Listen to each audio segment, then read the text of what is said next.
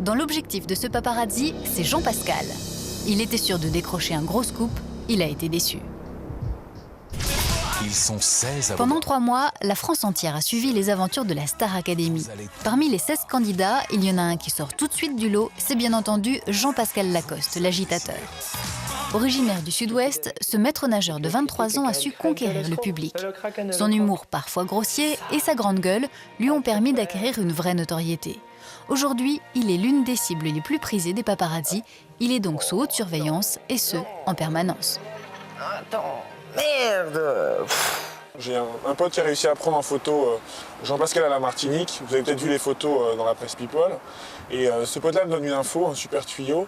Jean-Pascal rentre à Orly-Sud le jeudi 7 mars à 11 h. Ni une ni deux, super occasion. Je me rends sur place, mais là, grosse déception, Jean-Pascal n'est pas accompagné, mais tout seul. Donc bon an mal an, je me dis que tant qu'à être là, autant passer la journée et essayer de le suivre pour voir où est-ce que le bestiau va pouvoir m'amener. Même s'il vient de passer 8 heures dans un avion, Jean-Pascal n'a pas vraiment l'intention de se reposer. Le paparazzi va devoir s'adapter à son rythme, un rythme d'enfer. J'essaye de le suivre pendant 200 km, c'est une véritable course-poursuite parce que Jean-Pascal vraiment appuie sur le champignon. Au bout de 200 km, on arrive dans un tout petit aérodrome. Et là, je me dis patatras, j'ai vraiment loupé ma journée, une journée de foutu. Aujourd'hui, Jean-Pascal est en famille. Et s'il s'est rendu à Troyes, c'est dans un but bien précis. Jean-Pascal m'a contacté il y a quelque temps parce qu'il voulait faire un cadeau à son petit frère, Pilou, en fait, lui offrir un saut en parachute. Donc je lui ai dit que ça me paraissait une bonne idée à condition que lui aussi saute. Ça me paraissait évident. Donc c'était programmé à son retour de la Martinique. Caché à plusieurs dizaines de mètres, le paparazzi filme le début de la formation. Des images qui n'ont rien d'exceptionnel. En fait, j'essaie de me convaincre que j'ai pas foutu en l'air ma journée. Donc j'essaie de suivre Jean-Pascal autant que possible. Je le vois se préparer, je le vois s'harnacher. Après une petite heure d'explication, les deux frères sont prêts pour le grand saut. Un grand saut qui semble inquiéter Jean-Pascal. Révélation.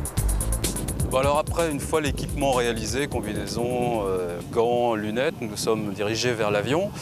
Là, quand il a vu l'avion, il a dit « Oh là là, c'est quoi ce truc-là » Parce que c'est vrai que c'était un Pilatus, c'est un petit avion 9 places, donc on est tassé comme des sardines.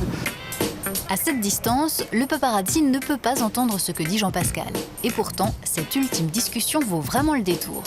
En effet, à ce moment précis, l'agitateur de service commence à montrer quelques réticences. Mais il lui est difficile de faire machine arrière. Seule solution, faire le malin pour se détendre avec son petit frère avant de monter enfin à bord de l'appareil. Quand la porte se referme, tous les espoirs du paparazzi s'envolent. Par contre, dans l'avion, j'ai pas d'image, j'ai pas réussi à monter. Donc, en comparaison des images de mon pote en Martinique, mes images étaient vraiment minables. Vraiment une journée de perdue. Ce n'est pas l'avis des membres du club de parachutisme. Selon eux, ils ont découvert un Jean-Pascal différent, un jeune homme fragile mais épatant.